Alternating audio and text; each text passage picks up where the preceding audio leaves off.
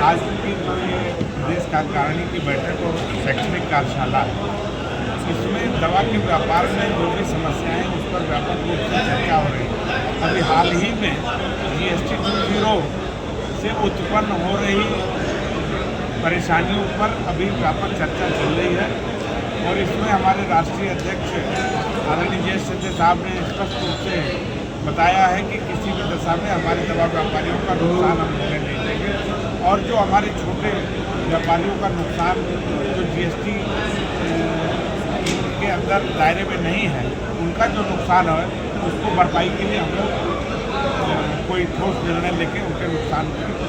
कमी को पूरा करने का प्रयास करेंगे। दूसरी चीज़ है कि जो निर्माताओं की मनमानी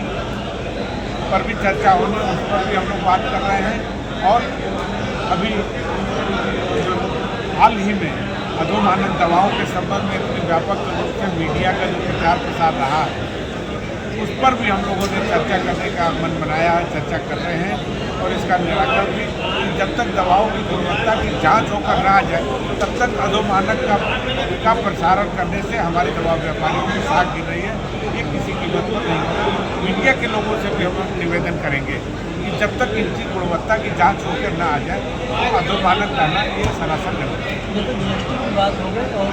जो होलसेलर है उनकी बात हो गई, आप लोगों की तरफ से कुछ इस तरीके चला जा रहा है कि दवाइयों को कुछ पैसा कम किया जाए ताकि आम जनता को राहत मिल सके। काफ़ी महंगी दवाइयाँ हैं, लोगों को काफ़ी परेशानी है। देखिए आपको हम बता दें कि ये दवा व्यापारी बहुत निरी है।